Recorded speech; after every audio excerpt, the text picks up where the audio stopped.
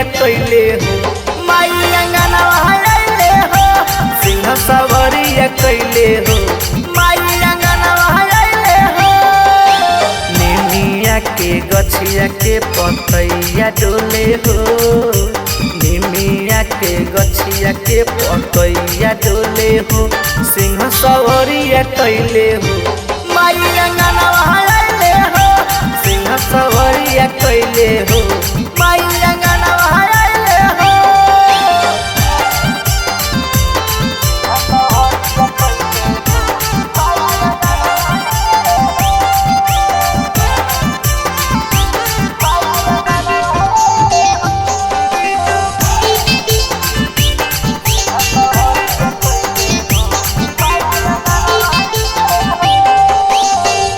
पखारो माँ के आरती उतारो सातो बहिनिया के घर ही बोलाओ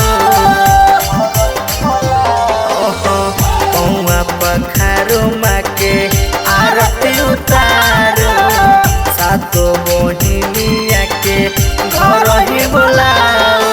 लाले लाले चुनरी मैया लहलैले हो लाले लाले चुनरी मैया लहलैले हो सिंह सवरिया कैले हो माई अंगनवा आइले हो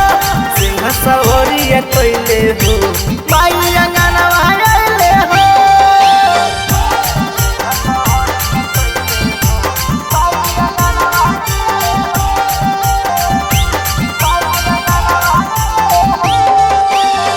हलुआ पूरी के भोगवा लगाओ पंडा से माई के पचरा गवाओ जय माँ हलुआ पूरी के भोगवा लगाओ पंडा से माई के पचरा गवाओ भवन माई के शरण भजन गैले हो माई के शरण भजन गैले हो सिंह सवरिया कैले हो माई अंगनवा आइले हो सिंह सवरिया कैले हो माई अंगनवा आइले हो presented by RLA Recording Studio निमिया के गछिया के पतैया डोले हो निमिया के गछिया के पतैया डोले हो सिंह सवरिया कैले हो माई अंगनवा आइले हो सिंह सवरिया कैले हो